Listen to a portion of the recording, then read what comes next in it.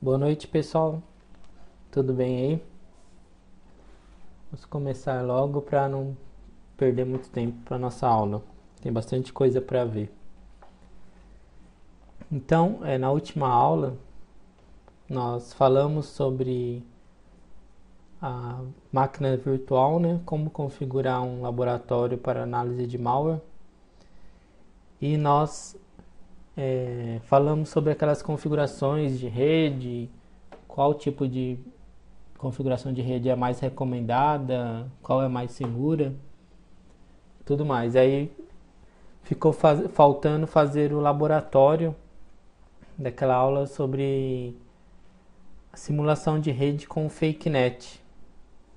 Então nós vamos ver agora essa ferramenta aí que é bem prática e útil. Vocês vão ver como é legal para analisar malware, porque através dela nós conseguimos capturar o tráfego de rede sem habilitar a rede verdadeira. Nós simulamos a rede, como o próprio nome diz aí, FakeNet. É uma rede fake. O malware acha que está sendo executado no ambiente de rede, mas na verdade é uma ferramenta que está simulando isso. Não é a única ferramenta que faz isso, existem outras. Tem algumas que são de Linux, que são bem conhecidas. Mas essa ideia é de Windows e é bem simples de rodar dentro da máquina virtual. Então agora vocês aí podem iniciar a máquina virtual de vocês, que nós vamos fazer o lab. E eu vou compartilhar a minha aqui. Então a primeira coisa que nós vamos fazer é alterar a placa de rede da máquina virtual para host only, se já não estiver. Eu não sei como que vai estar o padrão aí. Mas eu vou clicar aqui nos dispositivos da máquina virtual.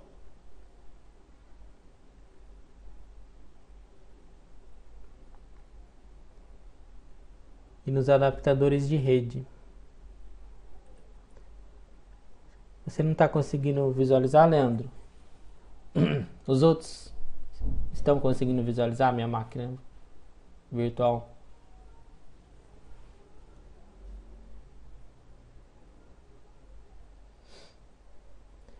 Leandro, tenta recarregar alguma coisa assim, entrar de novo, não sei. Não sei se tem alguma opção aí de mexer no Zoom.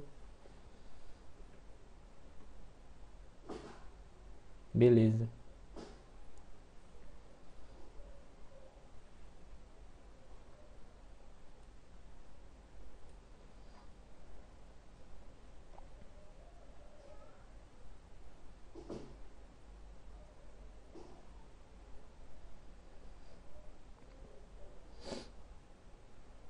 Ah, legal então. Então a minha máquina virtual já estava como NAT. Nem deveria estar NAT. Mas estava como NAT. Porque o NAT acessa a internet, né? Então eu vou colocar host only. Placa de rede exclusiva de hospedeiro host only.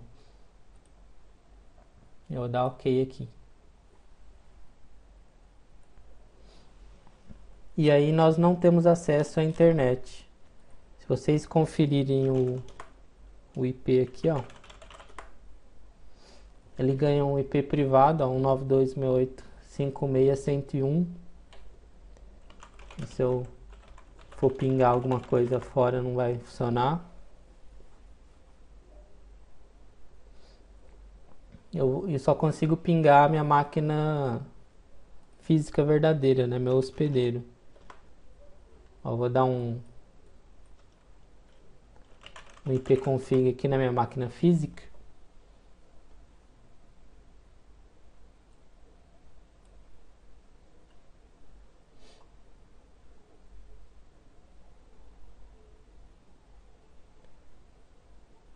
Ó, aqui está a janelinha da minha máquina física, ó.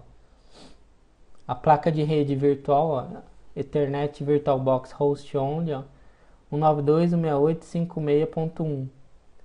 E aí a placa de rede de dentro da VirtualBox está 192.168.56.101. Então, eles estão dentro de uma rede privada nessa faixa aí. Então, e como não é roteada, né? Essa rede não tem roteamento, então não tem acesso externo à máquina virtual. Então, beleza, tá como host only.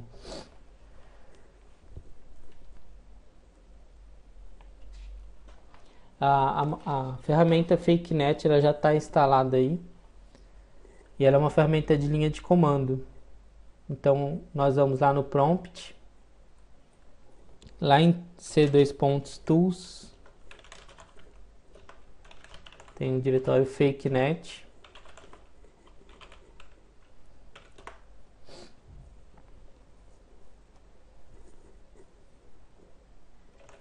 E aí, para startar a ferramenta é só dar FakeNet, fakenet.ez. Então aí, a partir do momento que nós startamos qualquer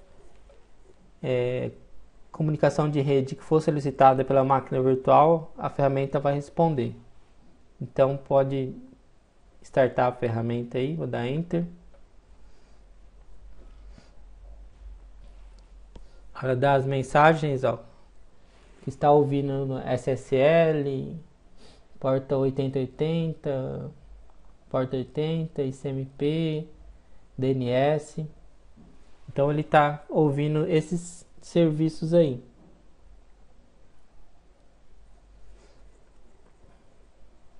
Como se fosse um sniffer de rede.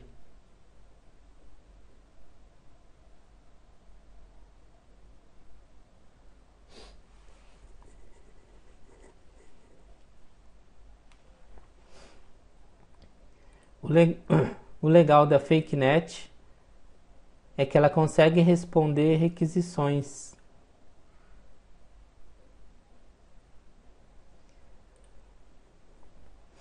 Se vocês forem lá na pasta Tools, FakeNet,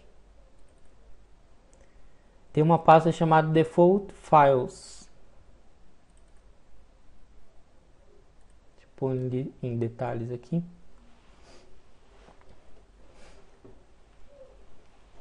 Ó, tá vendo esses arquivos aqui, ó? Ó, aqui dentro dessa pasta tem um arquivo .gif, .html, .ico, .jpg, .pdf, .png e .ez. Então, se o malware solicitar algum arquivo dessas extensões aí, a ferramenta automaticamente envia como resposta um desses arquivos aí, para enganar um pouco mais o malware, né? Para ficar um pouco mais real, porque a maioria das ferramentas que fazem essa simulação, elas não fornecem um retorno, ela só captura a solicitação, né? O FakeNet ele retorna inclusive arquivos fakes, dependendo do tipo de arquivo que o malware solicitou. Então, se ele solicitar um EZ, a ferramenta vai responder que o EZ que ele quer é esse daqui, mas com o nome que ele solicitar. Por exemplo, a gente pode ir aqui no browser, ó, eu abri o Firefox. Se eu digitar aqui, ó, www.malware.com/file.ez. Olha lá, ó, a ferramenta responde a requisição que eu fiz aí e já está fornecendo um arquivo, ó, file.ez. Inclusive eu consigo fazer o download, ó. Mas que na verdade é esse arquivo que está aqui, ó.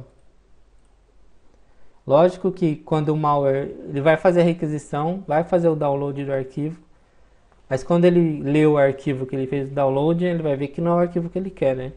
Vai dar algum erro, mas pelo menos dessa forma nós conseguimos capturar uma resposta um pouco mais real. Nós conseguimos fornecer para o malware. E aí, por exemplo, essa requisição que eu fiz, ó, ela fica gravada aqui, ó. Essa requisição que eu fiz no Firefox. Ó, primeiro apareceu uma requisição, uma comunicação de internet aqui, ó, sobre os feeds do Firefox que eu não desativei, ó. Só de eu executar o Firefox apareceu aqui, ó, um get. Aí ele respondeu isso daí.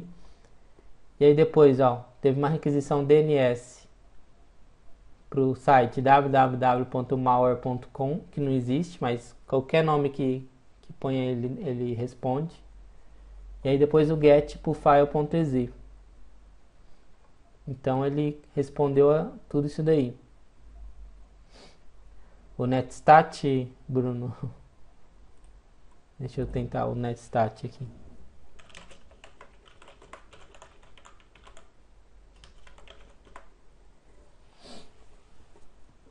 Ele parece todas as portas que ele tá ouvindo aqui, né? Que é aqueles serviços. Tá tudo aberto aí pra ele tá ouvindo. Ele simula mesmo. Para qualquer aplicativo. Você vê que o Firefox que eu executei, ele já pegou o resultado. E é bem simples, né? E prática pra caramba. Isso que é legal. Eu vou parar a ferramenta aqui só pra tirar esses que eu gerei. Dá um Ctrl C para. Só vou apagar os arquivos que ele gerou aqui. Que eu já vou falar daqui a um minuto. Pra gente executar um malware real. Pra ele pegar tráfego de rede. Vou startar a ferramenta de novo.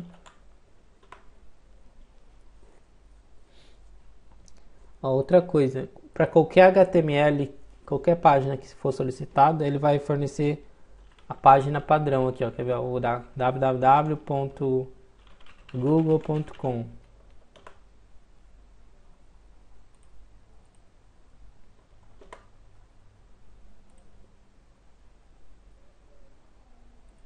Ele não, deixa eu ver aqui.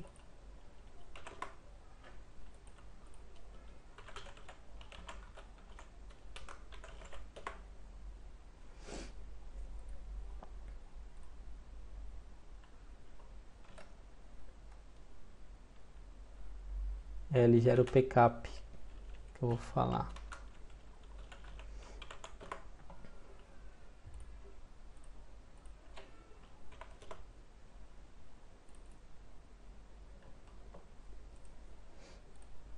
Deixa eu startar de novo.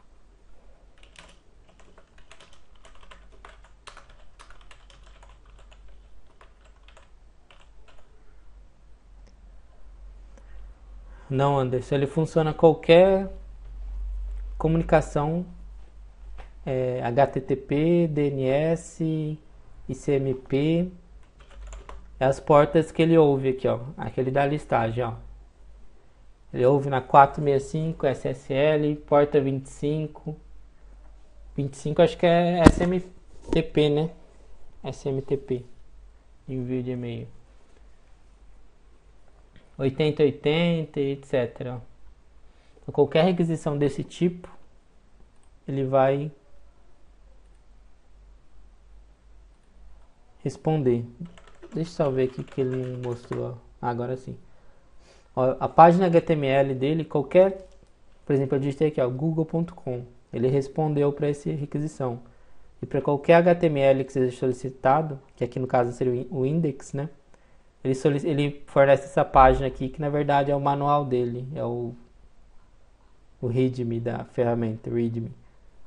Tem os dados e tal, falando mais a respeito da ferramenta, ó, é o arquivo de help.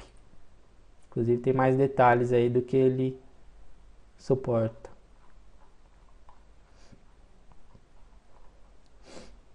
E ele tem um módulo de plugins em Python.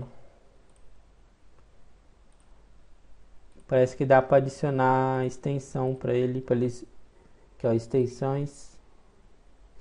Ó, tem uma extensão já para SMTP, ó, que já vem com ele de exemplo. E dá para criar outras extensões, ó, baseado no que ele já tem, dá para fazer ele ouvir em outras portas, tal. Dá para adicionar plugins e extensões para ele. Uma ferramenta bem legalzinha que é bem útil. E como o Bruno falou aí, todo esse tráfego que ele captura aqui, ó, que mostra no terminal, ele gera um backup automaticamente para ele, para o tráfego. Ele salva com o nome do o dia e a hora e tal, e salva automaticamente. Eu vou parar aqui de novo a ferramenta, ó. E se nós vermos na pasta dele, tem um arquivo lá, ó, packets 2013, 07, 11, tal. Ponto .pcap. Ele gera todo o tráfego gerado no padrão pcap já. E aí dá para nós visualizarmos no Wireshark.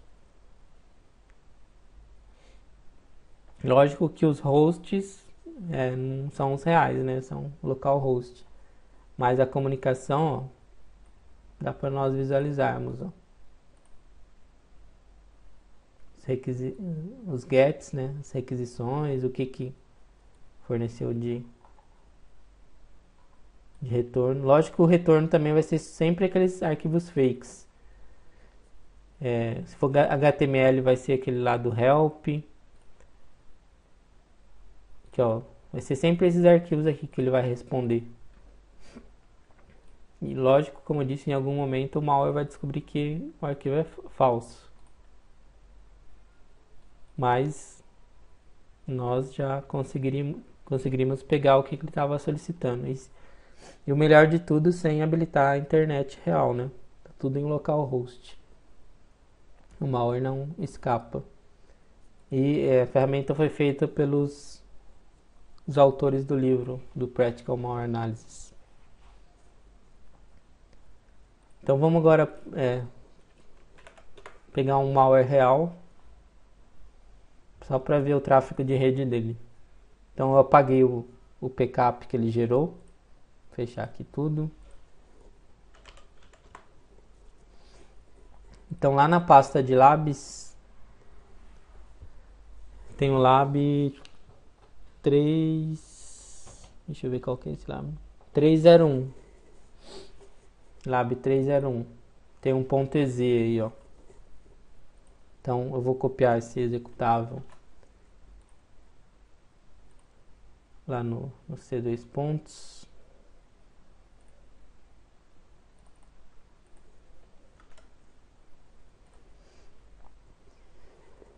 E aí eu vou startar a ferramenta de novo.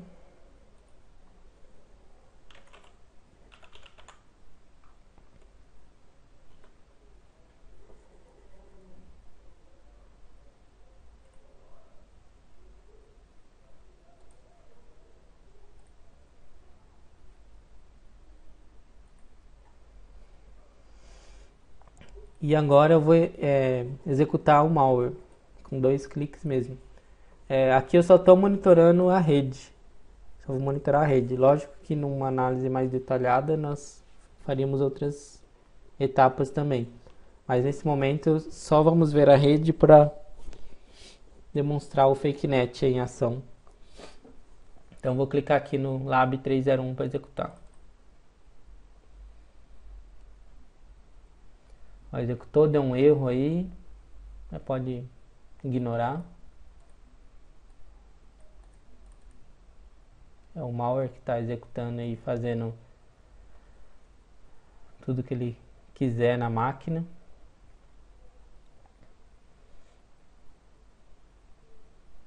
Olha, deixou aberto uma janela de DOS aqui.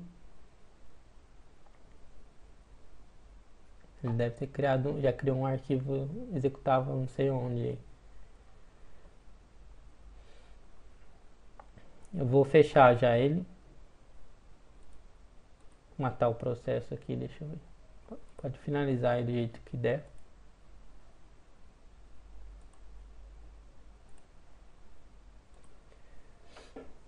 E aí eu vou ver agora a janela aqui do FakeNet. O que o malware gerou de rede. Requisitou de rede, ó. Bastante coisa aqui.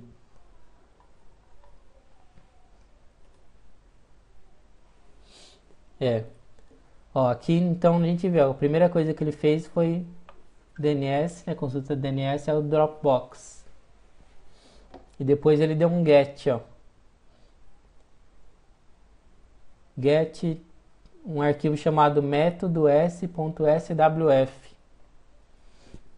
SWF, se ele for verdadeiramente um SWF, seria de flash, né? Mas eu creio que não é. Eles alteram a extensão só para tentar passar batido pelos administradores de sistemas, pelos sysadmin e os softwares de segurança. Na verdade, eu acho que deve ser um executável. Porque não é comum, Anderson, não é comum um malware baixar um SWF. Nunca vi isso, de verdade, assim, um arquivo flash mesmo. Se fosse uma página web e tal, tudo bem, mas assim, deve ser fake. Às vezes ele põe GIF, JPG, SWF, é só para tentar passar batido, mas no caso deve ser um executável, ou uma DLL, ou desse tipo. Então, ele solicitou um arquivo método s.swf lá do Dropbox.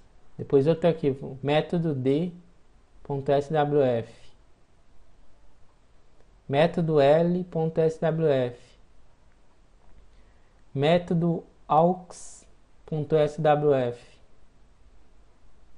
Então solicitou 4 arquivos do Dropbox. Baseado nessas características, como a gente poderia chamar esse malware aí, daquelas categorias que nós vimos? Lógico que não dá para falar com total certeza, mas baseado só nisso daí.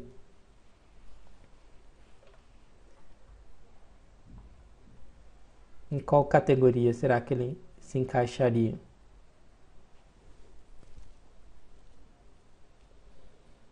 Exato, Carlos. Seria um Trojan Downloader, né? Um Trojan Downloader, ou Loader só. Porque provavelmente esse arquivo ele só serve para entrar no micro e baixar outros malwares. Ou seja, a função de fazer o download e executar esses malwares aí. Porque aqui a gente viu que ele baixou 4 arquivos diferentes. Anderson, é só você ir pela linha de comando lá na pasta C, Tools, FakeNet, e aí você dá o comando fakenet.exe. E ele já fica ouvindo e pronto para receber as requisições de rede. Então, ele capturou o tráfego, a gente descobriu que ele solicita coisa da Dropbox. E se nós, por exemplo, quiséssemos continuar com a análise, nós poderíamos manualmente habilitar a internet e acessar esses links, né, que ele gera, para analisar esses arquivos também. Eu vou parar a ferramenta porque dá para a gente visualizar no Wireshark também. Então vou dar o Ctrl C, que para o FakeNet, e automaticamente ele gera aquele PCAP, que é o padrão de captura de tráfego de rede. FakeNet, vai estar lá na pasta do FakeNet. Olha lá, ó, packets. Aí, ó, todas as requisições que mostrou lá no DOS, lá no terminal, estão aqui, ó. Ó, por exemplo, os gets, ó.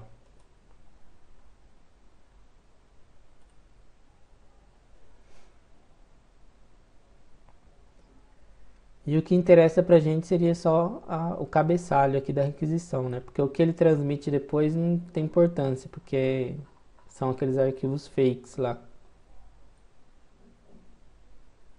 E ele transmitiu o HTML como arquivo, como resposta. Eu acho que para quando ele não tem o arquivo lá de extensão própria, ele dá o HTML como resposta. Aí foi transferido aquele HTML, mas o que importa pra gente é essa parte aqui, que é a solicitação, né, de rede, de onde ele está tentando baixar coisa.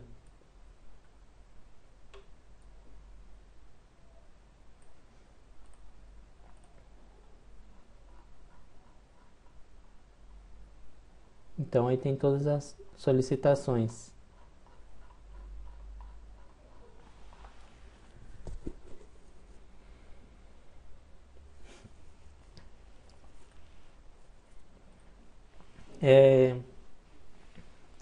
Acho que um mês atrás, ou 2 meses, alguns desses arquivos ainda estavam lá no Dropbox e estava online ainda. A gente pode ver aqui se eles ainda estão online. Vamos dizer então que tipo, agora a gente já sabe o que ele acessa da rede e a gente quer capturar os arquivos, o tráfego real mesmo dele da rede da internet. Então, nesse caso, nós poderíamos habilitar a placa de rede como NAT para liberar a máquina virtual para ela acessar a rede, a internet real, né? E aí nós startamos o Wireshark para capturar o tráfego de rede real.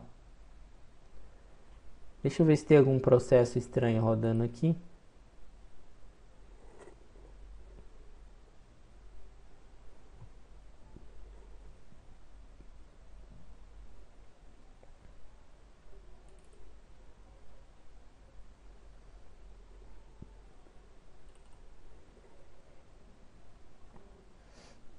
Tem um Java, deixa eu finalizar o Java. Aparentemente não tem processo estranho.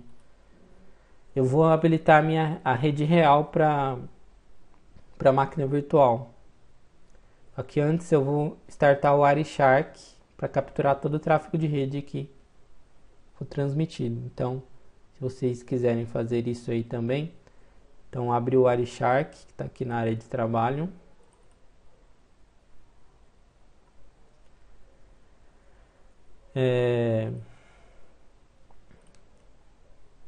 Deixa eu ver aqui.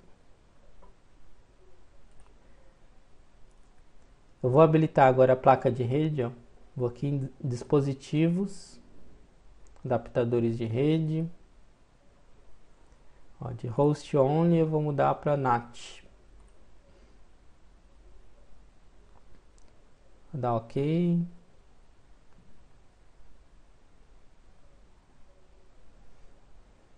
Desconectou e conectou já. Então agora a minha máquina virtual está acessando a internet verdadeira. E eu vou startar o Wireshark para capturar todo o tráfego de rede que for ser transmitido. Aí eu vou aqui em Capture Interfaces. Aí eu seleciono qual interface que eu quero capturar. Aí aqui é a minha AMD tal. Start. Então agora já estou sniffando a rede, né? Capturando tudo que está sendo transmitido pela rede. E agora é o tráfego real.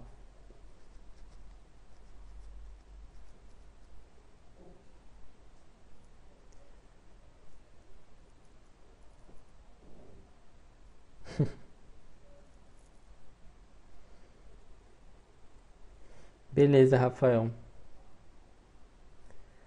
Primeiro eu executei o executável com o FakeNet. Você viu a parte do FakeNet?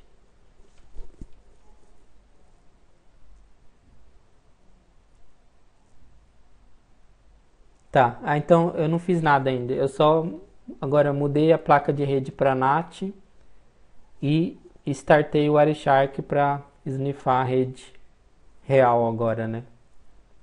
Mas eu não executei o malware ainda não.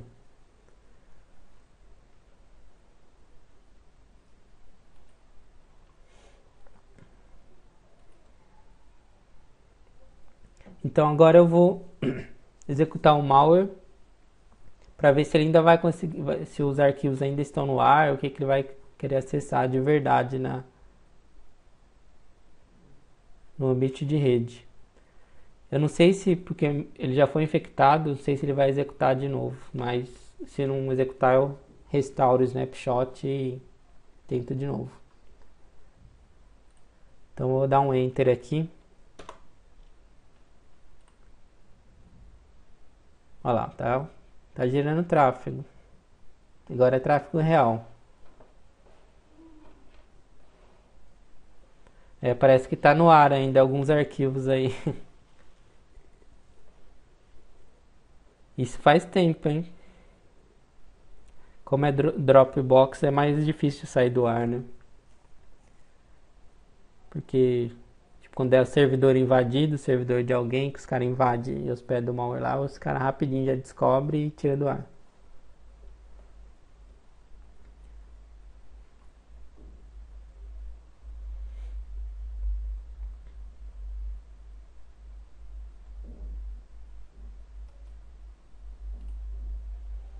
Deixa eu ver se gerou algum processo novo aqui.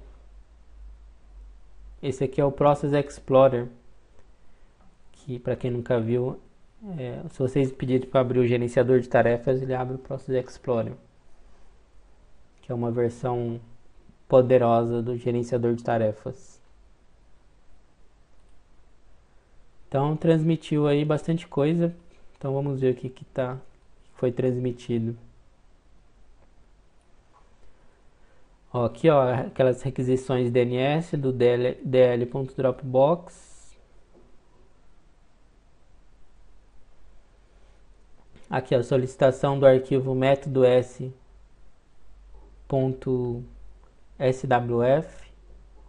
Ele recebeu um erro, um código de retorno 302, que é redirecionamento, né? Quando uma página foi mudada para outro endereço. Deixa eu remontar aqui os pacotes. Então, para quem nunca viu, você clicar com o botão direito e escolher Follow TCP Stream, ele remonta toda a comunicação e mostra de uma forma mais amigável aí, ó. Ó, primeiro aqui em cima teve o GET, aquele que nós vimos com o FakeNet, que é o método s.swf. Resposta do servidor do Dropbox foi 302. Aqui, ó. O recurso foi encontrado em outra página. Deixa eu ver aqui. Ah, tá. Deixa eu ver aqui.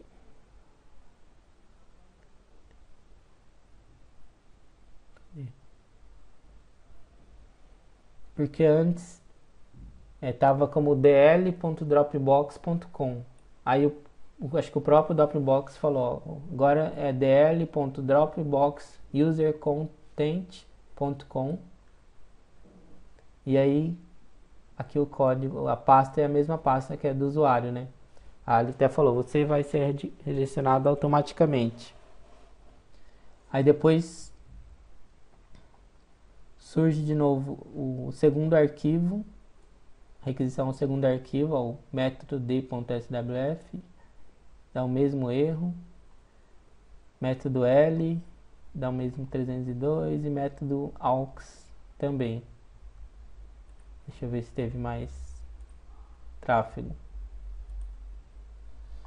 Ó, aí depois teve a requisição DNS agora abaixo pro novo endereço que o Dropbox forneceu, que é o dl.dropboxusercontent.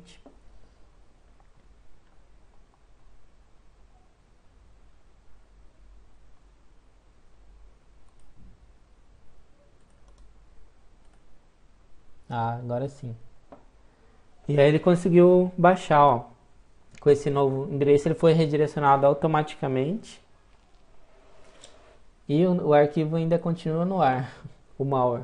Ele conseguiu se instalar na nossa máquina, tá no ar. Ó, ele fez o get, recebeu o 200, né, que o arquivo foi encontrado. Ó, nós vemos que o arquivo chama método s.swf, que eu falei, que seria do Flash. Mas vocês não tiveram aula ainda, mas vocês vão ver que, ó, os dados que foram transmitidos. Começou com a assinatura de um executável. Exato, Carlos. Exatamente. O MZ, os dois primeiros bytes do arquivo foi MZ, é a assinatura de um executável, formato executável. É aquilo que eu falei, porque ele põe SWF, mas na verdade é um executável. Eles tentam enganar. Ó, transmitiu todo o arquivo aí.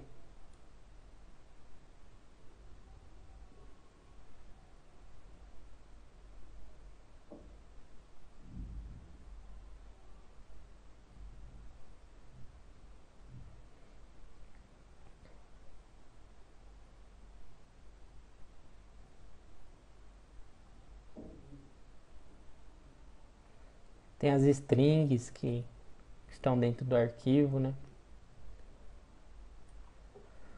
Ó, método L, o arquivo aqui, ó, já é outro get, método L.swf. Esse recebeu um erro do servidor, ó, 509. Esse não conseguiu fazer download, porque é que o Dropbox, quando gera muito tráfego, um link, ele fala que o link está gerando muito tráfego e vai ser desabilitado.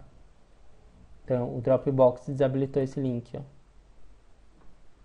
do método L. Método aux.swf, ele conseguiu transmitir, ó, outro executável. Acho que eu pulei uma comunicação aqui.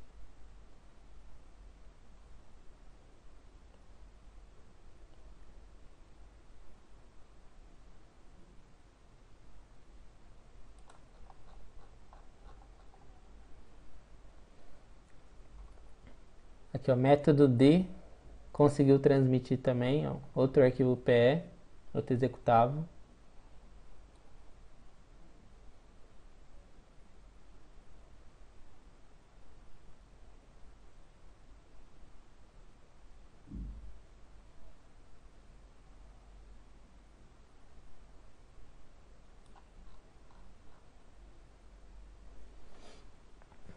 O método L que não conseguiu transmitir. Então só um arquivo que não tá no ar mais.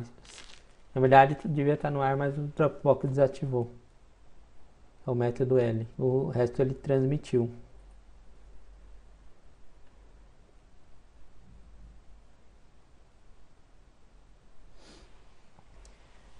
O Foremost dá para fazer isso também, né? Eu tenho uma ferramenta que eu uso que é o Network Miner, Network Miner, que dá para rodar dentro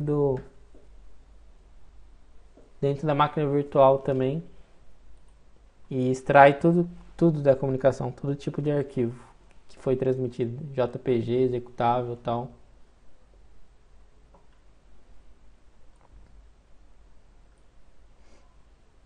Então aí o arquivo ainda estava no ar, ainda está no ar, né? Esse malware aí. E ele deve ter feito estrago aí na nossa máquina.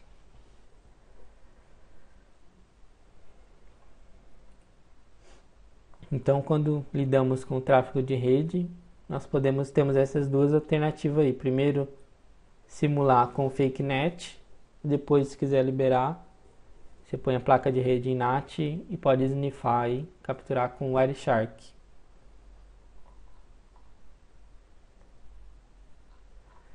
Essa análise nós vamos parar por aqui, que a intenção era mostrar essa parte da rede aí, só, por enquanto. Foi o lab que ficou faltando da outra aula. Então vou parar aqui, sair, até restaurar e fechar a minha máquina virtual. Se vocês quiserem depois fazer tentar analisar esses malwares aí, pode ficar à vontade, para treinar e tal. Então vou clicar aqui em fechar. Se a gente clica em fechar lá em cima na máquina virtual, ele já dá a opção aqui embaixo, ó. Desligar a máquina, restaurar o snapshot limpo. Aí eu dou OK, ele já restaura o snapshot. Então, se vocês clicarem aqui, ó, máquina, fechar, deixa o Windows do jeito que estava ligado. Aí dá a opção desligar a máquina e você seleciona restaurar o snapshot limpo, que ele já volta para o estado zerado da máquina virtual.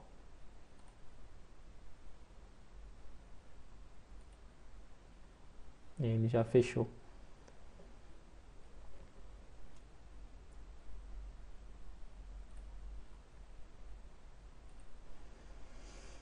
Então vamos lá continuar.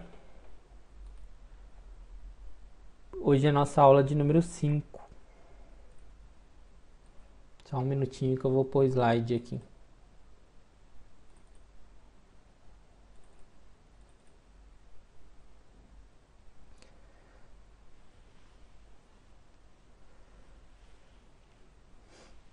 Eu acho que sim, Anderson. Eu acho que o Explico ele também extrai para Linux, né?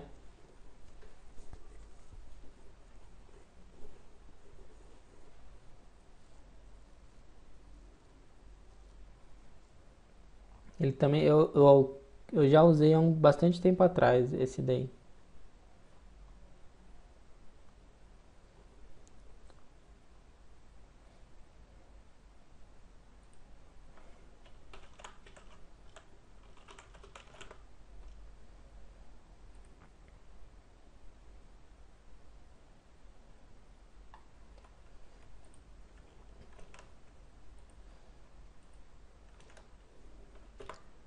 A ferramenta que eu falei é essa daí, ó, Network Miner. A versão gratuita já dá para extrair.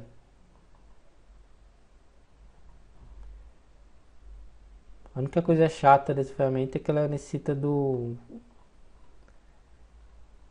como chama? Aquele pacote de desenvolvimento da Microsoft. Esqueci o nome. É uma das atualizações da Microsoft lá que tem um pacote que é uns 100 MB de...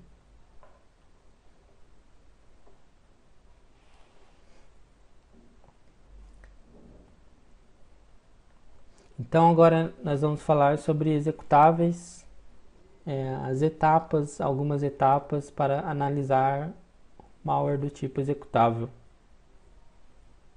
Então são mais técnicas e ferramentas e métodos para analisar malware do tipo executável. Então a gente vai ver um pouquinho aí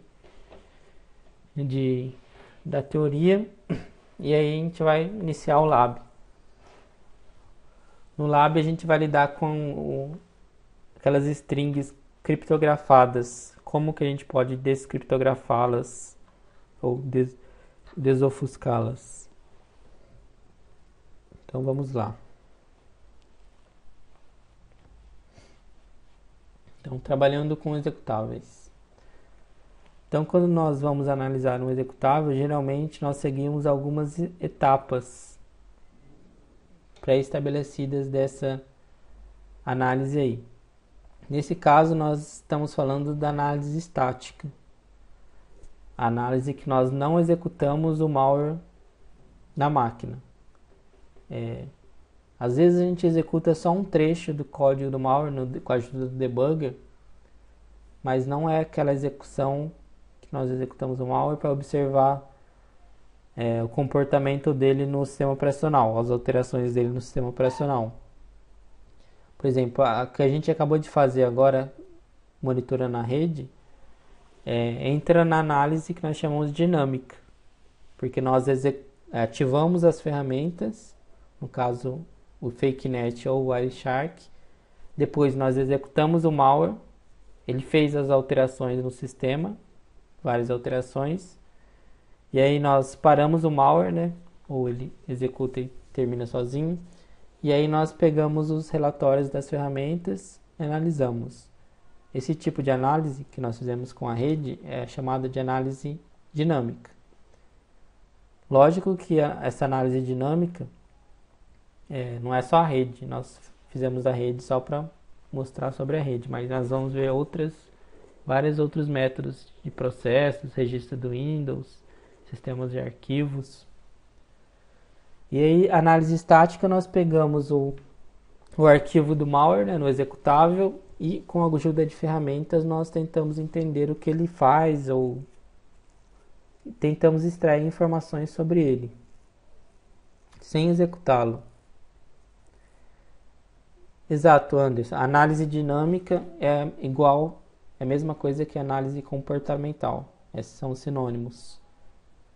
Porque comportamental, né, para para observar o comportamento do malware no sistema quando executa ele. Então, dinâmica e comportamental é a mesma coisa. Agora a gente vai falar de análise estática. Às vezes o pessoal chama também análise de código, análise estática, que é quando não executamos o malware. Então, a primeira coisa a fazer quando nós recebemos um arquivo para análise é identificar esse arquivo para obter um perfil inicial dele. Porque às vezes nós não temos nenhuma informação sobre esse arquivo. Nós não sabemos de onde ele veio, se ele é um executável, se ele é uma DLL, se ele é um flash, se ele é um JPG, etc. Às vezes o arquivo não tem extensão, pode vir só no nome do arquivo, pode ser um arquivo de dados. Então, primeira coisa que nós temos que fazer é obter um perfil inicial desse arquivo aí. E para isso nós utilizamos aquelas ferramentas que eu chamei de ferramentas de identificação de arquivos. Basicamente, existem 3 ferramentas mais utilizadas para isso no Windows, que são o ExeinfoPE, o PEID e o RDG Packer Detector. E também temos a ferramenta File, né, o comando File do Linux. Inclusive eu tenho instalado a versão Windows dele na máquina virtual. Então, com essas ferramentas nós conseguimos às vezes descobrir se o arquivo está protegido, se ele tem algum packer. Conseguimos descobrir o compilador que foi usado para gerar esse arquivo, se for um executável. Nós conseguimos descobrir se ele é um executável ou não. E às vezes, quando tem alguma proteção como packer, o ExeinfoPE, por exemplo, fornece inclusive dicas, que ele chama de dica Lumber, que é como realizar o unpacking, como retirar essa proteção de packer, ou qual ferramenta você deve procurar para conseguir fazer isso. Então, sempre a primeira etapa de uma análise de malware é essa identificação do arquivo aí. Eu já recebi uma vez para analisar um arquivo, que o arquivo só tinha um nome, tipo um nome genérico, não tinha extensão, não tinha nada, e nenhuma informação adicional foi me passada. Só me falaram assim, analise esse arquivo e me fale o que ele faz. Aí eu comecei a fazer essa identificação e descobri que era um arquivo executável de Linux, não era nem de Windows. E aí eu tive que fazer uma análise diferente, já que ele era de Linux. Então, sempre temos que fazer essa identificação inicial aí. Então, essa é a primeira etapa da análise estática, né? Análise de um executável. E mesmo caso nós queiramos fazer análise dinâmica direto, é bom fazer essa identificação antes, para vocês terem uma ideia do que o arquivo é.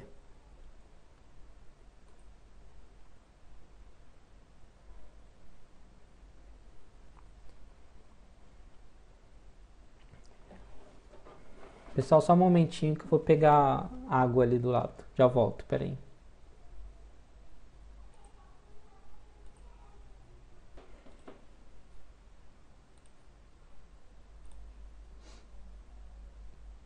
De volta. Tudo beleza aí?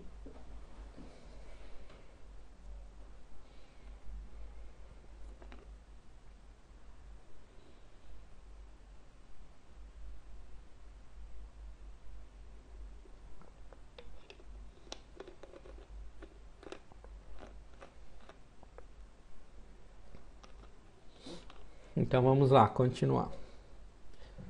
Então, após identificarmos um arquivo, possivelmente nós descobriremos que ele tem alguma proteção.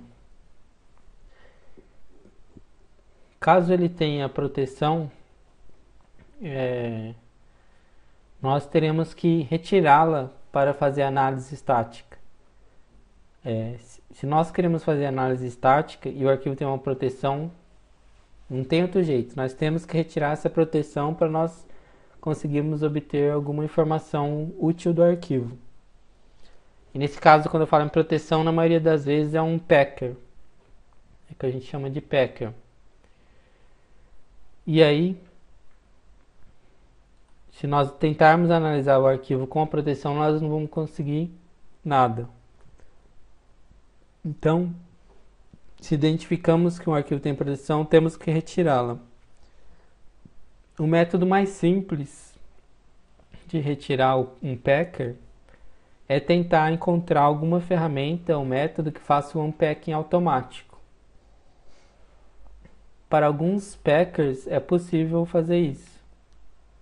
Os packers mais conhecidos como o PX, que a própria ferramenta UPX, ela tem uma opção que faz o unpacking, né? Faz a retirada da proteção, descompacta o arquivo. Quanto maior for a popularidade do packer, tipo, quanto mais o packer for conhecido, mais fácil é fazer o unpacking. E se for um packer desconhecido, aí vai ser bem mais difícil fazer isso. Uma dica para conseguirmos fazer esse unpacking é seguir a própria dica da ferramenta ExeInfo-PE. Vocês vão ver que tem uma dica, ela dá uma dica. Ou se não, se vocês querem buscar algum programa que façam isso, e o ExeInfo-PE não ajudou, vocês digitam lá no Google Unpack e o nome do packer. O nome do packer, as ferramentas vão dar pra gente. Tipo o PID, o ExeInfo-PE ou o RDG. Ele já mostra, esse arquivo está com packer tal, versão tal. Lógico que eles não são muito precisos e às vezes eles nem conseguem identificar o packer, dependendo de se é um packer desconhecido, porque ele só consegue identificar os packers que ele tem assinatura para ele. Porque, por exemplo, o PID, ele tem um arquivo TXT lá com um monte de assinaturas de packers conhecidos. Então ele só identifica aquilo lá. Mas se for um packer personalizado, por exemplo, aí nenhuma ferramenta vai identificar. Quando vocês estiverem procurando por ferramentas de unpacking automático, cuidado, lógico, com sites undergrounds, porque geralmente as ferramentas estão sempre em sites suspeitos. Às vezes eles podem falar que é uma ferramenta, mas pode ser um próprio malware. Então sempre façam essa busca dentro da máquina virtual. Vocês habilitam a rede como NAT lá e faz a busca por dentro dela, para não ter nenhum problema com o site suspeito. E vamos dizer que você conseguiu encontrar uma ferramenta que faça o unpacking automático dessa proteção aí do malware. Aí você roda a ferramenta, retira a proteção e após retirar a proteção do executável, você passa o executável pelas ferramentas identificadoras novamente. Porque aí, ao invés de mostrar a proteção, ele tem que mostrar outra informação, né? Porque se nós realmente conseguimos tirar a proteção, a ferramenta vai identificar isso. Aí ela vai falar, tipo assim, em vez de dar o nome do packer, ela vai dar o compilador utilizado é o Delphi, compilador utilizado é o C++. E aí isso quer dizer que o arquivo está limpo, está sem proteção.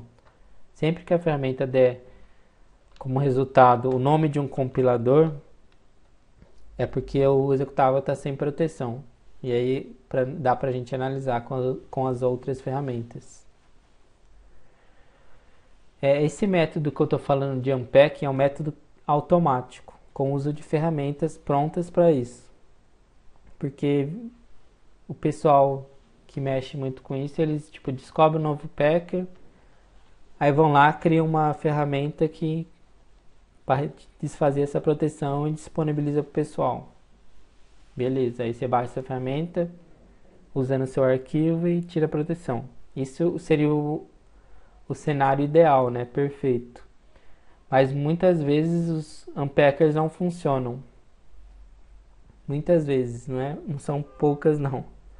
A não ser que seja o PX, por exemplo, que funciona quase sempre. Mesmo se não funcionar, é fácil tirar. Mas tem packer que você baixa a ferramenta para ele, mas mesmo assim não funciona. Porque possivelmente o malware tem alguma modificação personalizada dentro do packer que ele utilizou. E a ferramenta não consegue rodar, ou a própria ferramenta tem bug também. Essas ferramentas são bem toscas, bem sem tratamento de erro, nada. Às vezes só tem um botão lá que não explica nada. E a questão que nós temos que ter em mente é analisar o custo-benefício de você tentar encontrar um packer. Porque às vezes eu pego o meu malware, submeto ele para esses aplicativos de identificação e eu descubro que ele está com o packer X. Tá, aí eu começo a procurar na internet por a ferramenta que faz o unpacking desse packer X.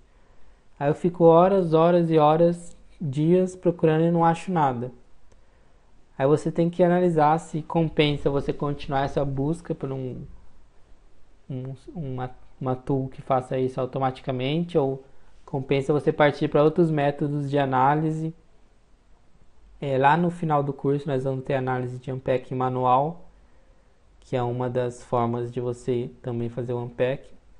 Então aí você tem que analisar se você vai tentar um unpacking manual ou ainda, dependendo do packer, é muito difícil você tirar a proteção dele. Aí você pode partir para análise dinâmica. Porque na análise dinâmica não importa se ele está com packer ou não, porque ele vai executar do mesmo jeito. E ele executando, nós conseguimos pegar todas as alterações que ele faz no sistema e as interações com o sistema. Então, isso depende da sua disponibilidade, de quanto tempo você tem para analisar. Por exemplo, se nosso chefe chega, preciso da análise desse arquivo amanhã, ou você tem um dia para analisar.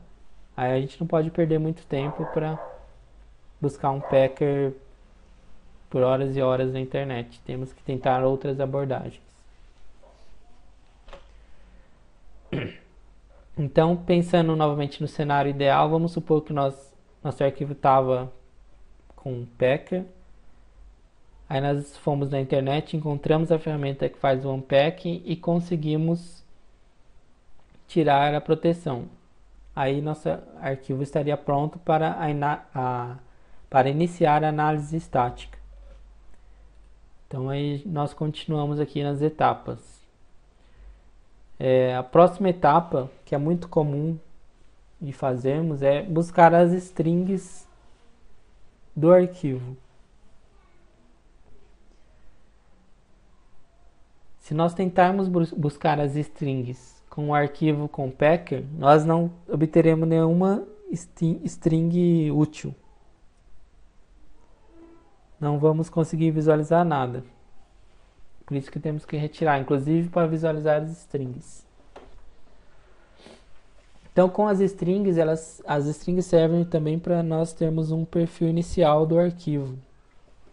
Do que ele pode estar escondendo ou armazenando. Strings, uma string é uma sequência de caracteres, né? As strings, como eu disse em outra aula, mesmo após a compilação, elas costumam permanecer intactas no executável, mesmo ele compilado. Vai ter lá, se o executável acessa uma URL, se você visualizar a string desse executável, vai ter lá a URL que ele acessa. Vai ter lá o http, etc.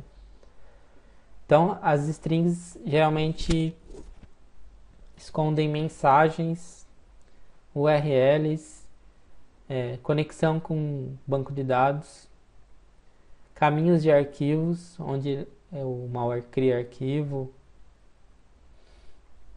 onde o malware altera no registro.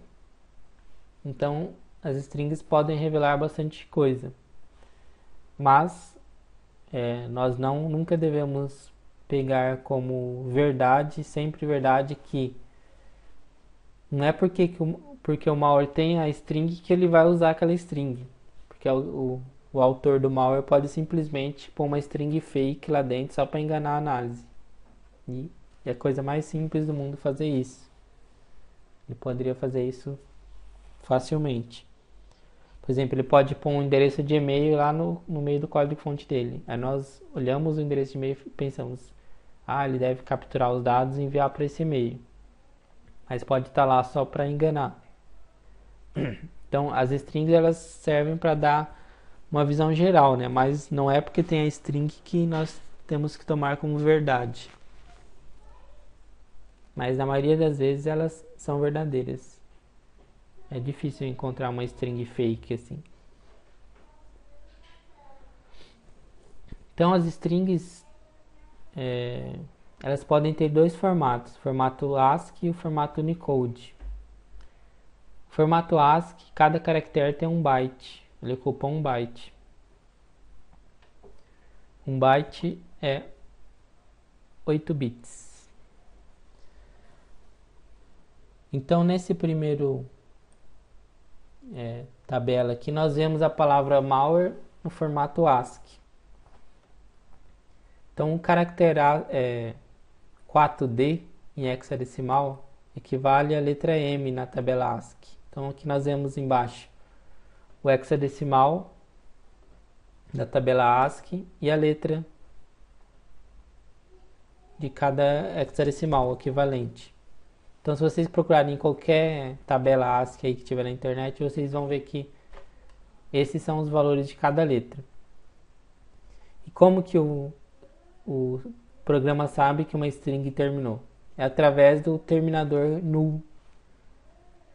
Então, se a string for do tipo ASCII, quando o programa encontrar o 00 após uma sequência de caracteres, isso quer dizer que é o final da string, que é o chamado caractere null. Sempre uma string tem que ter o final 00, tem que ter o caractere null no final, que é onde nós sabemos que ela terminou. Então, se nós olharmos, por exemplo, nós olhamos, se não me engano, na última aula, lá no OLDBG, no dump de memória, nós visualizamos somente essa parte aqui, hexadecimal. Aí do lado tem representação ASCII. E aí nós sabemos que terminou a string através do último caractere, que é o null. Esse no ASCII. Já o formato Unicode, formato de string Unicode, ele ocupa 2 bytes.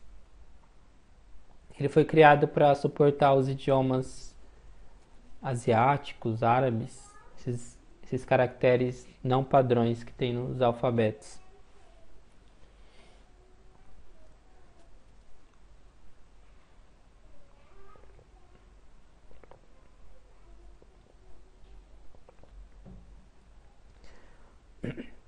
Mas na maioria das vezes que estivermos lidando com strings de Unicode, elas vão ter esse formato aqui embaixo, a representação hexadecimal dela. Vai ser o código hexadecimal e vai ser seguido de 00, código 00, código 00, porque cada letra, como nós vemos aqui, ocupa 2 bytes. E na maioria das vezes o segundo byte vai ser 00. Então, no Unicode sempre uma letra vai ter 2 bytes. E aí, nesse caso, o caractere null não pode ser só mais 00, né? Porque em Unicode ele tem que ser o dobro também. Então, o final de uma string em Unicode tem que ser 0000, o caractere null. Somente quando encontrar 0000 é que saberemos que a string terminou. Então as strings são informações muito úteis para uma análise inicial também.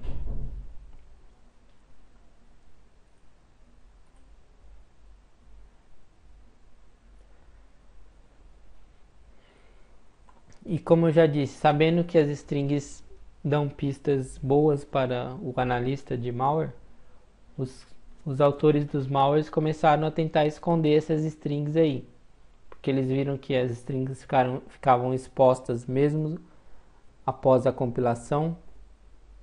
E eles viam lá que endereço de e-mail, URL, estavam tudo lá no executável. Então eles começaram a buscar formas de esconder essas strings no código-fonte. E aí eles começaram a criptografar as strings, ou ofuscar, né? Embaralhar o código dela. E esse tipo de string assim, criptografada é muito comum nos trojans bunkers brasileiros. Muitos trojans utilizam strings criptografadas. A maioria, se eu não me engano. E essa criptografia ou essa ofuscação pode ser desses tipos aqui, ó, que eu pus aqui, ó. Elas são mais ou menos desses tipos aí, ó. A primeira nós vemos que tem só caracteres hexadecimais e está em Unicode. E a segunda nós vemos que tem vários caracteres embaralhados.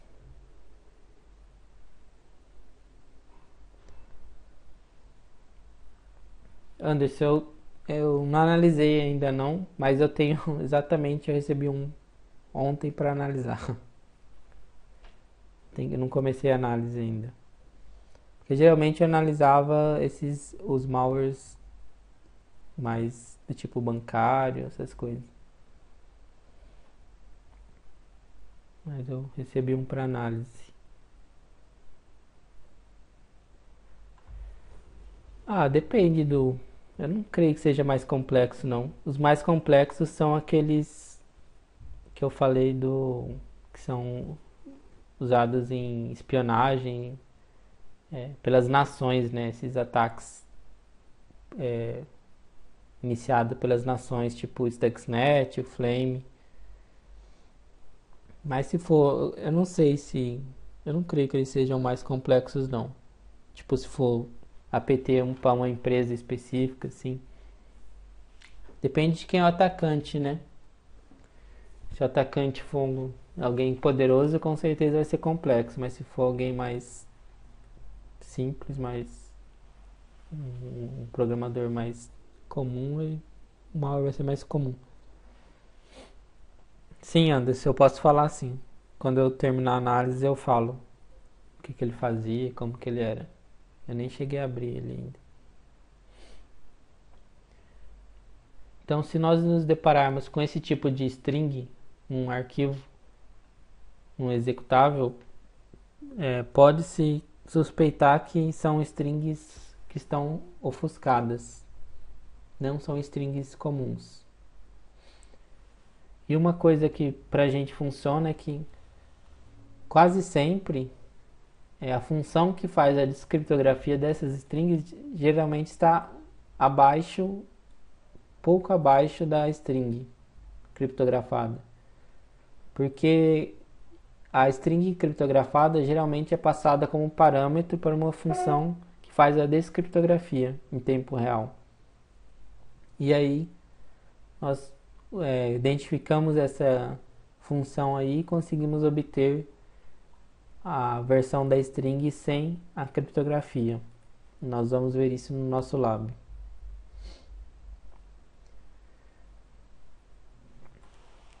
Uma outra etapa da análise que ajuda, por exemplo, nós identificamos que temos strings criptografadas.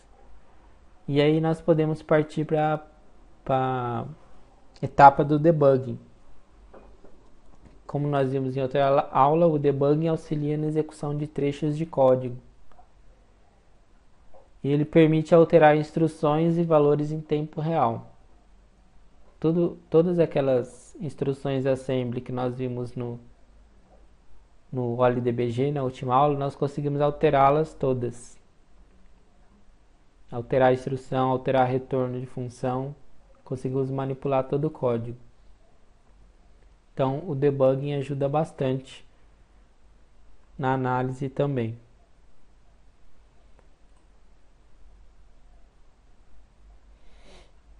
Então, agora nós vamos iniciar um lab para trabalhar mais ou menos com isso daí que eu falei, com essa etapa aí, esses passos que eu falei de identificar,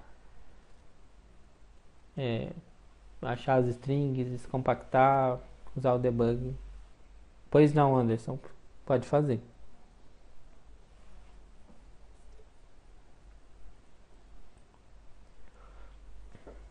Enquanto isso, vocês podem ir iniciando a máquina virtual de vocês no estado limpo de novo.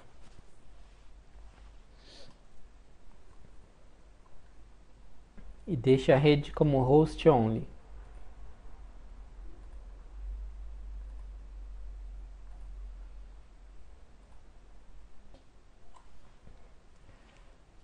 Sobre a pergunta, Anderson, o Bruno aí já respondeu também, deu as dicas.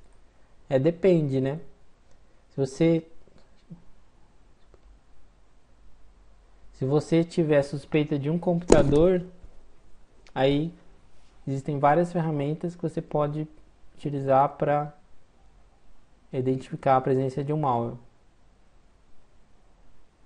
Só que se você não sabe nem qual computador que é, aí você tem que olhar no tráfego de rede, por exemplo, igual o Bruno está falando aí. Se você já sabe, sim, mas nesse caso você já sabe qual computador que é o suspeito que tenha malware ou não. Se você souber qual computador, aí usando várias ferramentas, tá. Então aí no caso mais fácil seria o tráfego de rede mesmo. Igual o Bruno falou aí, deu a opinião dele. Porque você tem que descobrir de alguma forma que o computador vai começar a agir de forma estranha, algum usuário pode reclamar que o computador dele está lento, ou sei lá. Por exemplo, as ferramentas que nós vamos ver durante o curso, todas elas, principalmente as de análise dinâmica, servem para isso. Por exemplo, as ferramentas da sysinternals. Você busca se tem alguma coisa iniciando com Windows, tipo a ferramenta autoruns. Você busca se tem algum processo suspeito.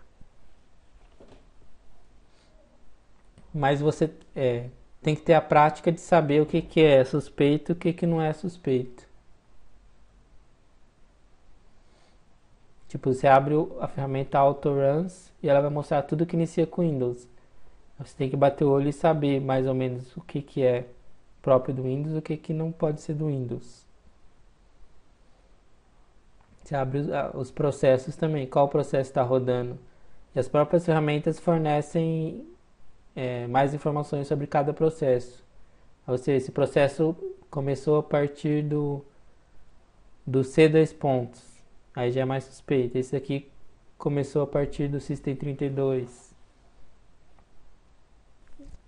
Com o tempo e a prática que você vai tendo e fazendo, por exemplo, com a prática desse curso e com outros materiais, você vai pegando o feeling do negócio. Você vai bater o olho e falar, isso aqui já é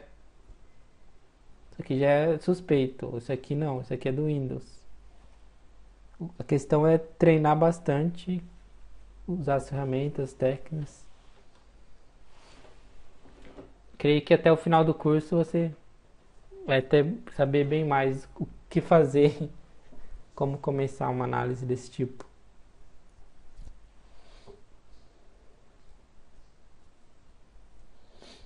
Se alguém quiser compartilhar material para todo mundo, pode me mandar que eu ponho lá no blog, todo mundo pode baixar.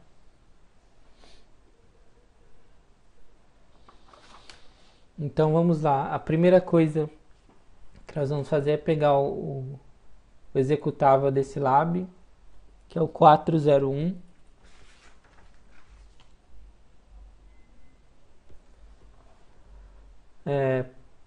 Não olhem os outros arquivos ainda.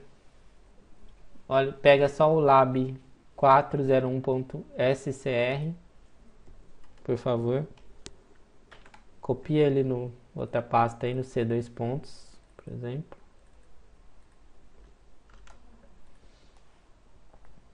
Tá aqui. Então nós temos um arquivo que tem um ícone de um PDF e a extensão SCR, que é aquela extensão de screensaver do Windows, né? Que são os protetores de tela que são executáveis. Então a primeira coisa é obter um perfil inicial desse arquivo.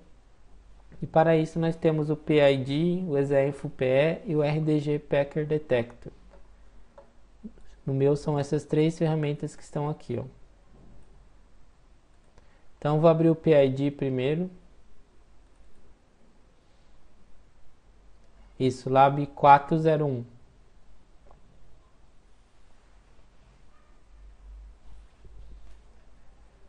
E aí eu vou abrir o arquivo que eu copiei lá no C2 pontos, lab 401.scr.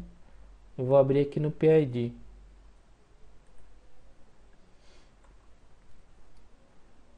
E o PID já dá várias informações aqui na tela dele, ó.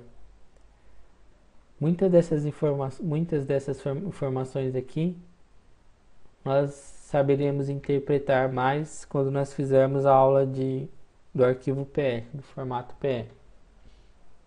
Por exemplo, as seções de um arquivo,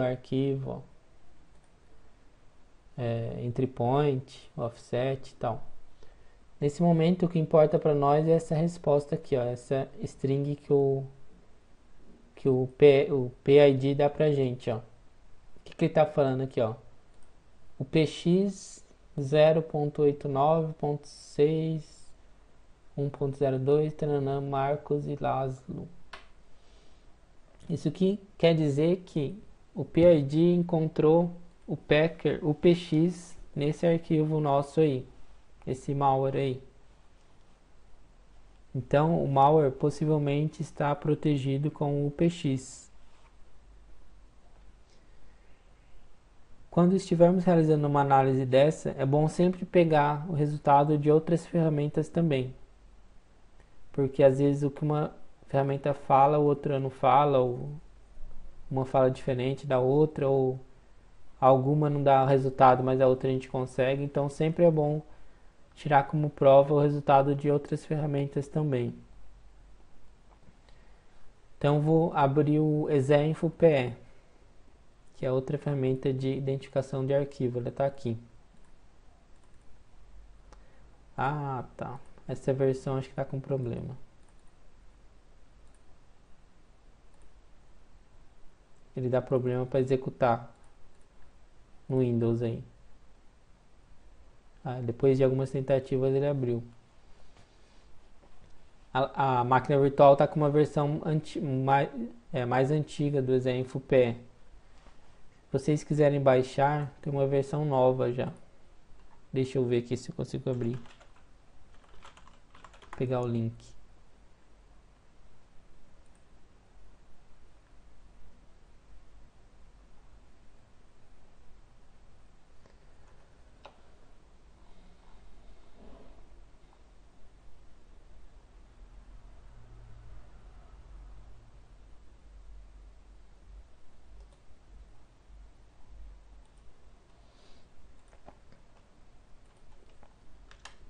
Eu sugiro que vocês baixem a versão nova que está nesse link aí, ó, do ExeInfoPE.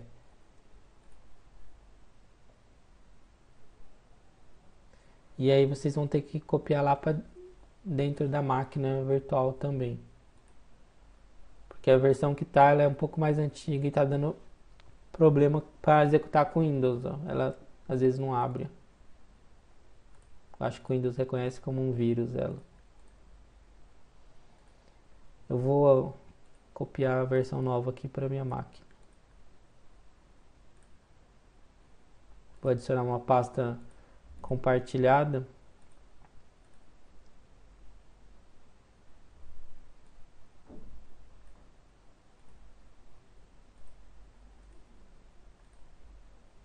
Somente leitura.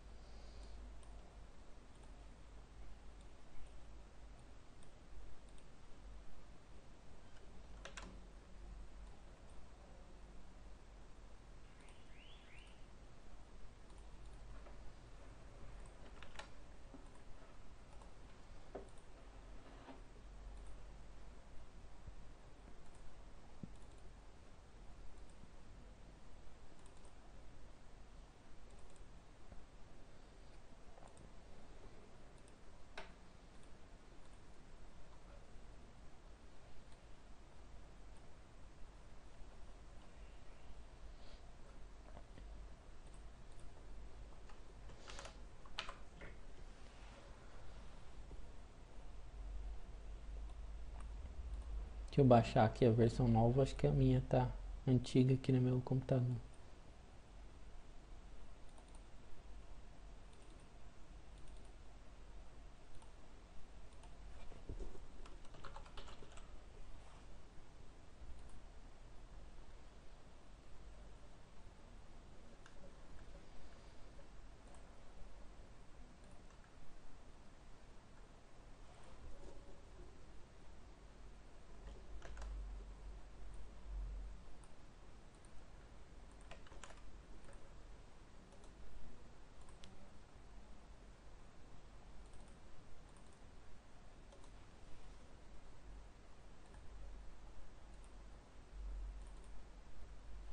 Agora sim.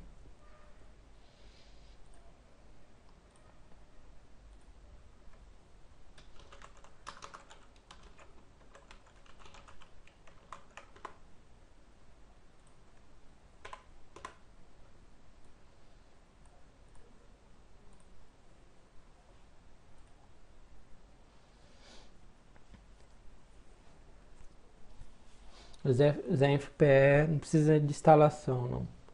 Ele vem no zip e aí você executa ele lá dentro do zip. Então eu já instalei aqui meu ZenFPE novo. Eu vou abrir nosso arquivo nele também, ó.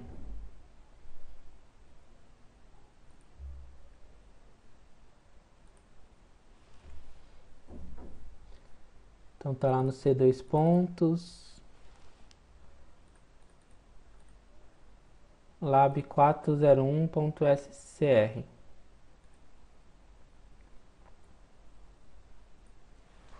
Ó, essa é a tela do ZenFPE. Esse skin aqui é chato pra caramba.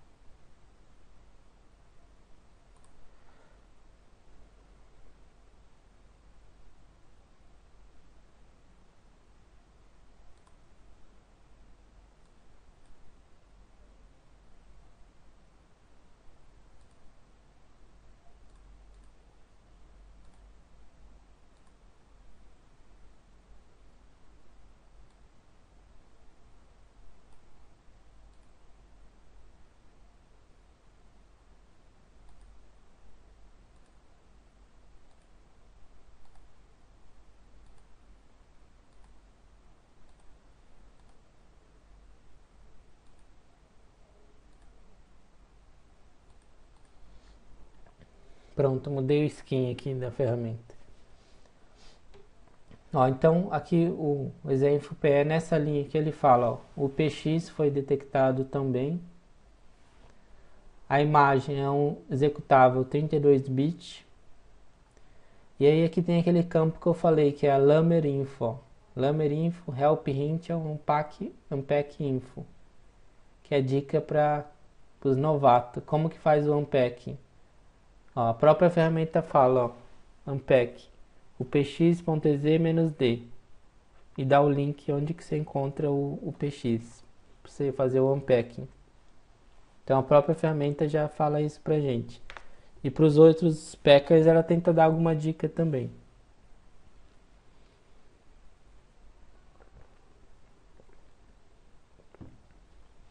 O ZenFPE confirmou o resultado do PID. Eu mudei o skin dele, Anderson. Ah, voltou. Vai lá no botão Options. Aí aqui embaixo tem os skins, ó. Select Skin. As frescuras aí.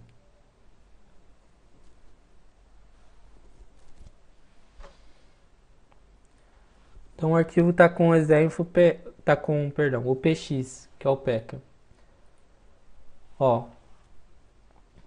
Aí na máquina virtual já tem instalado o programa Strings, que serve justamente para visualizar strings de qualquer arquivo. Então vamos visualizar as strings do nosso malware. Lembrando que o nosso malware está com o packer, o PX, ele está com a proteção. Então vamos ver o que aparece de strings com essa proteção. Ó. Deixa eu mudar aqui o tamanho da janela do DOS.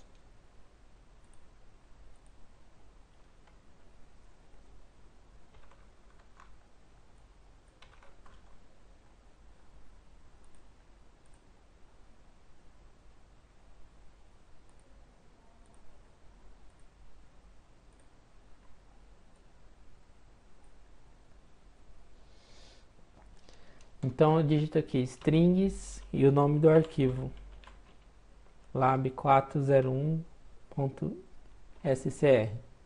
Ele me mostra todas as strings desse arquivo.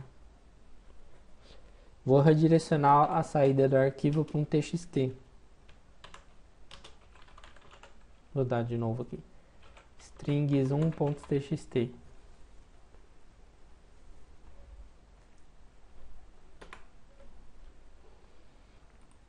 Eu vou abrir esse txt no Notepad.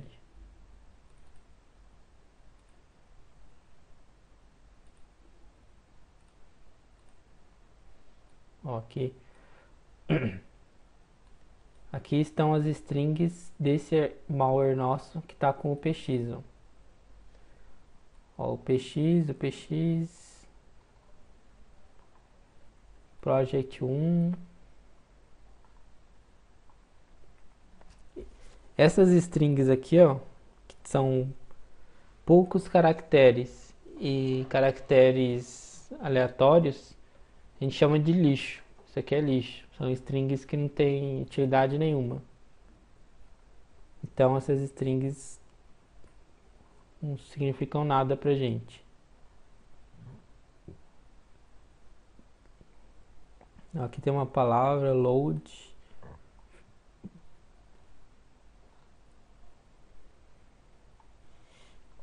Essas daqui não estão, porque elas são muito curtas e não tem significado ainda. A característica das strings criptografadas é elas serem de um tamanho razoável e terem caracteres aleatórios. Aqui já tem strings que tem um pouco mais de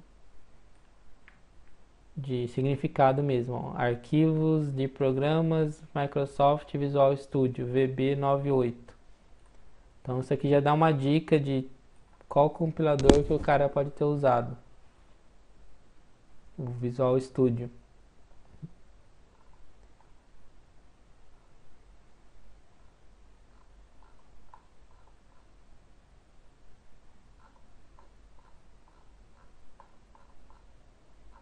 Tô descendo aqui para ver se tem mais alguma coisa. Ó, só lixo.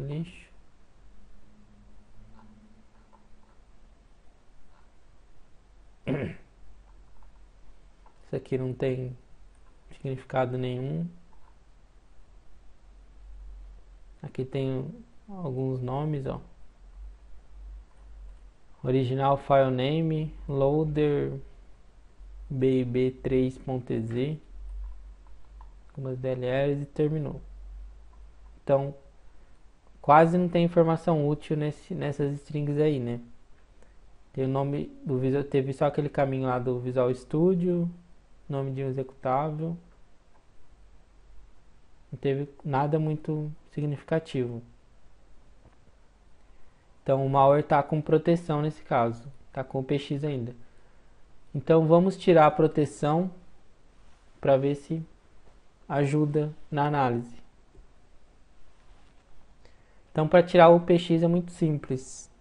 Lá em Tools, na pasta C Tools, tem já o PX 308. Se vocês digitarem o PX só, ele vai aparecer o help do programa. Ó. Ultimate Packer for Executables. Usagem e tal.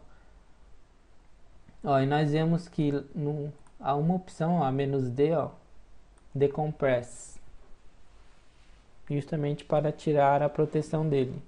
Então o PX é o packer mais fácil de tirar a proteção, que a própria ferramenta tem o comando para isso. Então vamos usar o px para tirar a proteção.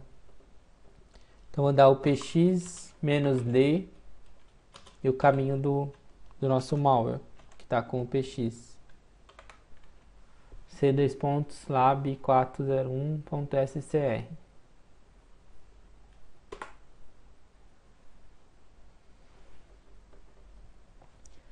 Ó, então unpacked um file. Então a ferramenta conseguiu executar com sucesso. E aqui nós vemos aquela característica que eu falei em outra aula, que os packers tinham como função principal diminuir o tamanho de um executável. E ó, nós vemos aqui, ó, o arquivo antes tinha 21K, 21 KB, mais ou menos. E após retirar a proteção, após ele ser descompactado ou unpacked, ele ficou com 61 KB. Então de 21 KB foi para 61 KB sem o packer. E realmente então o px ele diminui o tamanho de um executável.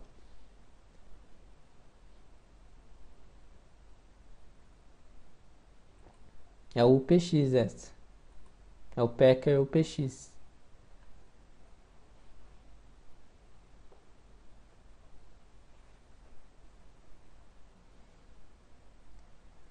Parece que tem umas ferramentas de zoom aí, Anderson, para melhorar a visualização, se eu não me engano.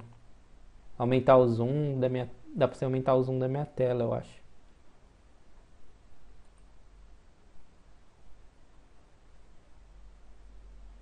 Não sei se resolve.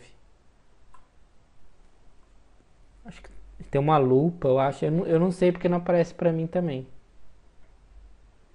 Pessoal, sabe alguém como que faz para melhorar a visualização da tela?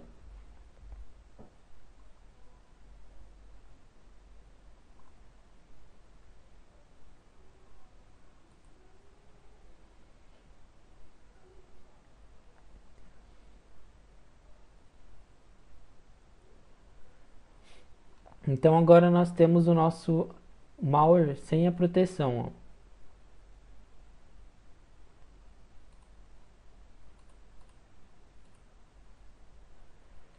E para confirmar isso, nós temos que submeter de novo aos identificadores. Então eu vou abrir de novo no PID e agora ele não pode mais falar que tem o px.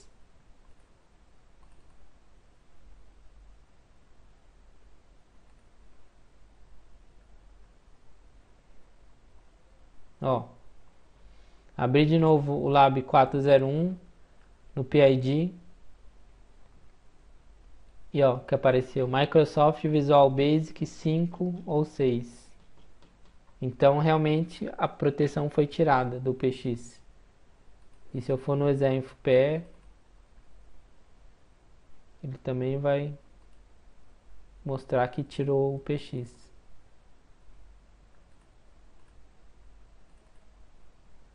Aqui ó, Microsoft Visual Basic. E na dica dele lá ele fala, não está com packer.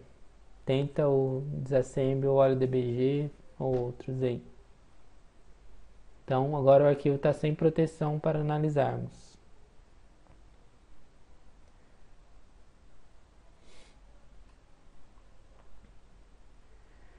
Carlos, sim, eles costumam usar o px ainda com muita frequência. Ainda hoje é o packer mais utilizado. Ainda hoje é o packer mais utilizado de todos. Eu fico assim sem saber também. Putz, tão fácil tirar isso, mas os caras usam ainda. Deve ser porque é fácil também eles baixar e compactar desse jeito, né? Que é software livre, é só baixar e usar. É o packer mais utilizado ainda. Agora eu vou rodar o strings em cima do nosso arquivo sem o packer, para ver se aparece mais strings. E aí nós conseguiremos ver as strings agora. Então strings o nome do arquivo, vou redirecionar para um txt já. Vou salvar em strings2.txt.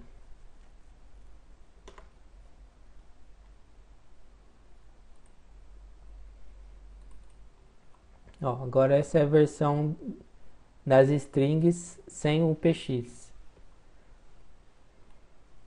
Vamos ver se tem mais coisa aí.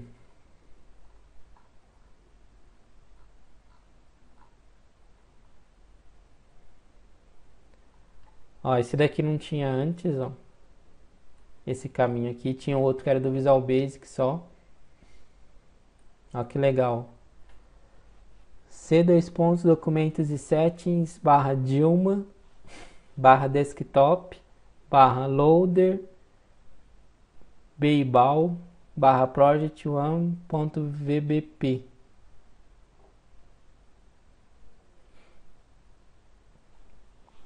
Então, só esse string aí já diz bastante coisa sobre o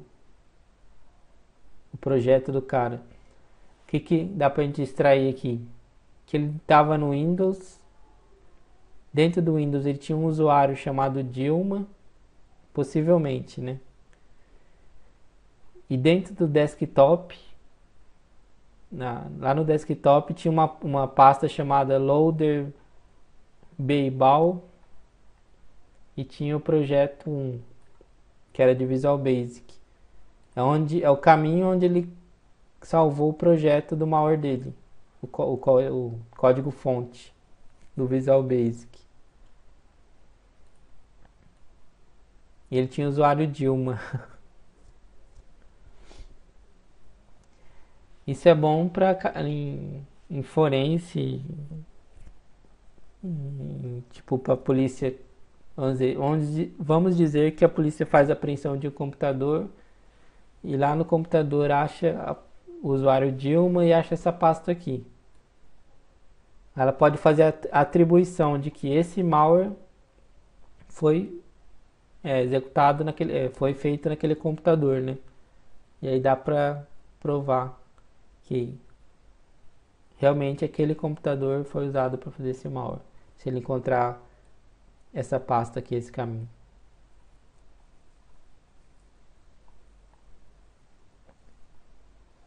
Eu vou descendo aqui. Aqui aquele caminho lá do Visual Basic.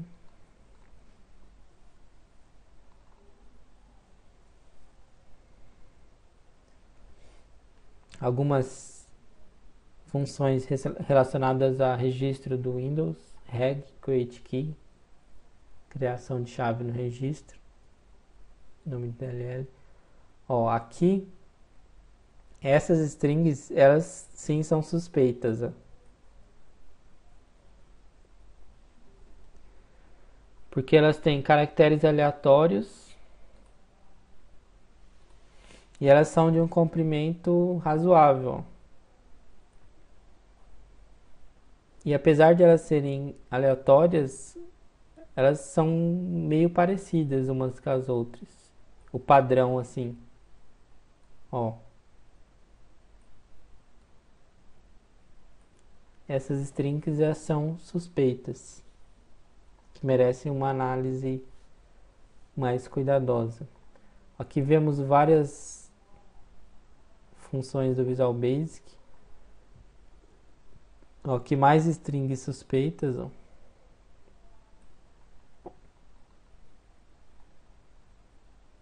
Ó, mais ainda, ó. Isso deixa mais suspeito ainda, porque tem muita string, comprimento razoável, que tem os caracteres aleatórios, porém meio parecidos. Olha esse que eu selecionei aqui, ó. São quase iguais. O início é o mesmo padrão. Muda o final. Ó, aqui também.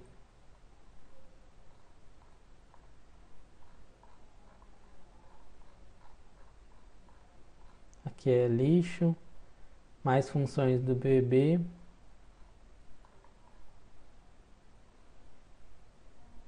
Esse aqui é o nome do arquivo que tinha no outro. E aí terminou.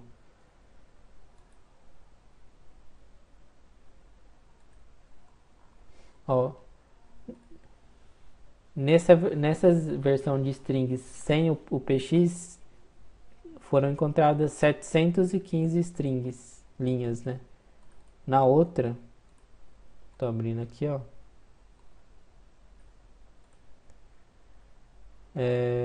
664. Mas nós encontramos várias strings que não tinha na outra, na versão com o PX. Tipo aquela da Dilma lá, não tinha, né, quando nós vimos pelo PX, com o PX. E essas strings aqui, ó, que nós identificamos aqui, também não tinha. Então, é a importância de tirar a proteção antes de analisar. Porque se nós estivéssemos com a proteção ainda do PX, nós não conseguiríamos visualizar essas strings aqui. Então nós identificamos que temos strings suspeitas aí, possivelmente suspeitas.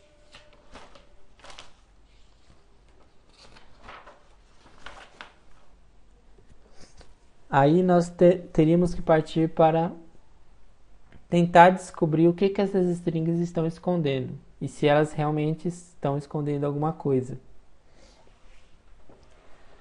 Nossa aula aqui já está no final, né? O tempo já deu, o horário já deu, passou rápido pra caramba. Eu vou encerrar a aula de hoje aqui, já é 11h29 no meu relógio. E aí amanhã nós continuamos daqui. Mas se vocês quiserem já dar uma olhada na apostila, já tem falando tudo que a gente vai fazer, continuar amanhã. Mas talvez na apostila seja um pouco mais difícil de entender, só lendo e tal. Mas quem quiser dar uma olhada, e puder, tiver disponibilidade, eu sugiro que leia a execução do lab na apostila.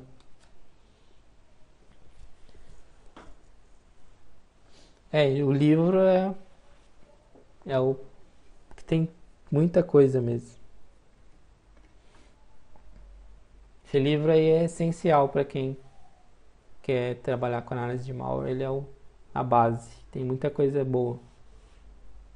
E lógico, eu recomendo ler o livro inteiro e estudar tudo que está lá. Então, beleza, pessoal? Então, amanhã nós continuamos a partir daqui. E se vocês quiserem já adiantar, pode seguir na apostila. Então, boa noite, obrigado aí. Então, até amanhã. Valeu, pessoal. Abraço.